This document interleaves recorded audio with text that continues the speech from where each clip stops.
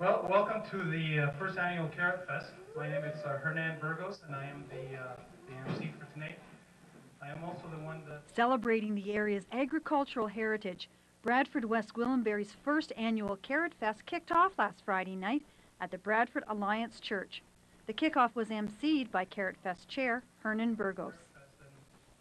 It was about a year ago at this time that I was touring Ontario, different small towns.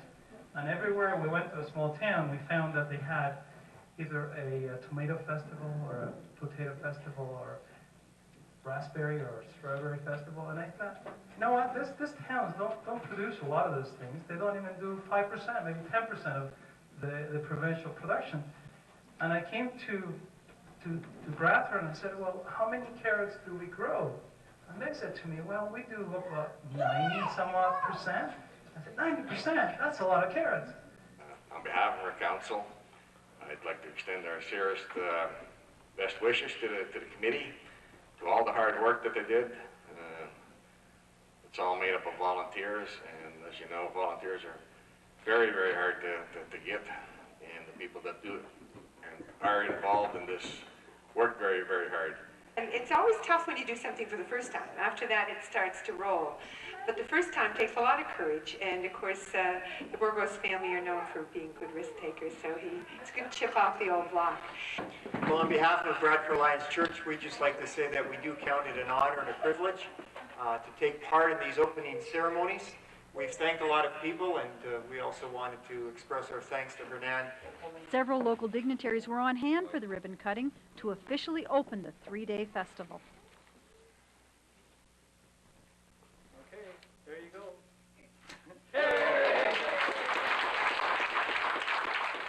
It's a great event to put Bradford on the map and to keep us prominent in the country. And by putting this on, we'll be remembering what our heritage is here, and heritage is farming and vegetables.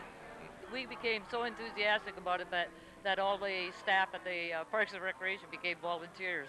So we've been working day and night on this with Hernan. He's an incredible person, very creative, and he has a vision and he goes forward, and he just has done an incredible job. It's going to be a tremendous weekend. There's a lot of activities going on, put on by a lot of the volunteers and clubs such as the Rotary Club here in Bradford, and it shows the uniqueness of the Bradford community. You know, it's a very strong farm community situated in a very unique part of the province with the marsh, and I think this is just a tribute to the people in the community.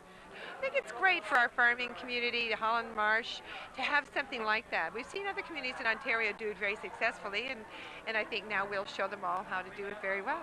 It was about a year ago that I traveled throughout Ontario and I visited many small towns, and I realized that all these towns had their own little festivals, yet they never really produced more than 5% of either strawberries or tomatoes. And I came back to Bradford. I was in shock to find out that we produce over 90% of the carrots in Ontario. So the idea came from that, and I said, well, we could have a fest, but the next hurdle was to figure out how we're going to do it. And the idea came from Toronto, from the caravan event that you get a passport, you go from different venues.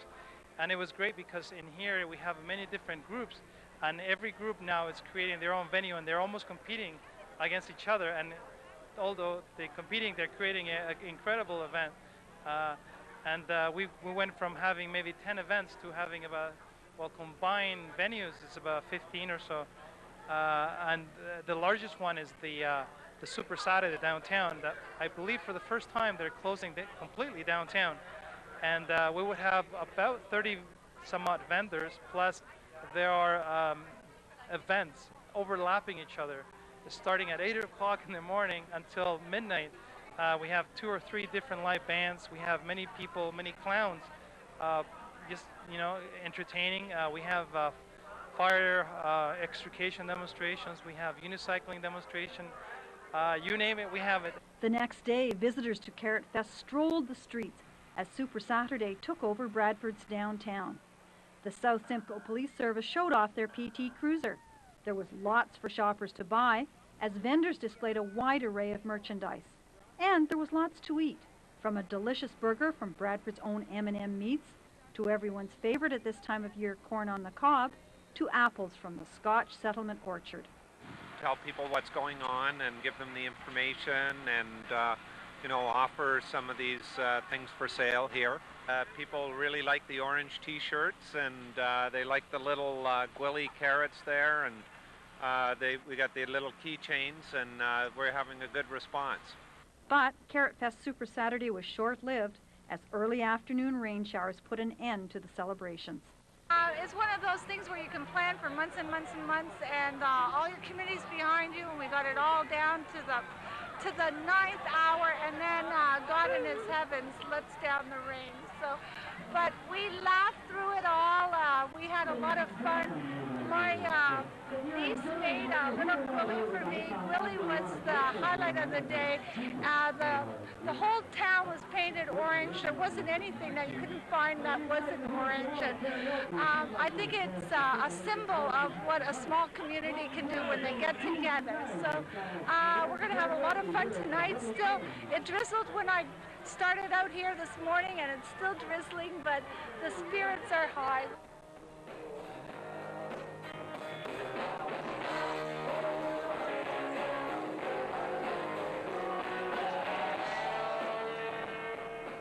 But the weather didn't seem to dampen anyone's spirits as party-goers came out to the Village Inn to enjoy the music of the Carpet Frogs.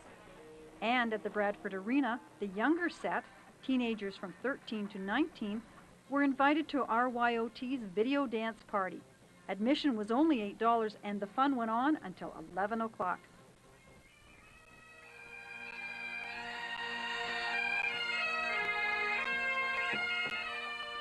Sunday, the Carrot Fest celebrations moved to the Danube Senior Center with a carrot lunch and entertainment by the ever-popular Recycled Teenagers. Well, we were asked to participate in the Carrot Fest, so we came up with an idea that we would do coffee and carrot muffins for coffee break after church, and then we would put on a meal with all carrot recipes. And we've had cream of carrot soup, vegetable soup, casseroles with carrots, meatloaves, salads, jellied salads, stuffed peppers, and carrot cakes. And then we gave out the recipes for everything that they partook of. And we also had a bake sale. And on top of that, we had little gwillies, carrots, stitched by the members. And we sold them for $1 each, and we made a couple of $100 for the Ronald McDonald Center. My role actually was, one of them, was to compile this little cookbook. And what this cookbook is it's an overall picture of all the dishes that we serve today here at the festival. And we have the little description inside, as it says, I'll read it to you. It says, Gwilly's Luncheon Recipe Booklet. This complimentary booklet contains the recipes that are being served at our Carrot Fest luncheon today. We hope that you enjoy preparing and serving these dishes in your own home. Carrot Fest was truly a celebration of the important role played by the carrot in the agriculture and economy of this area. And despite a little bit of damp weather, Bradford West Gwillimbury's first annual Carrot Fest was a big success. For Plugged In, I'm Pam McDonald.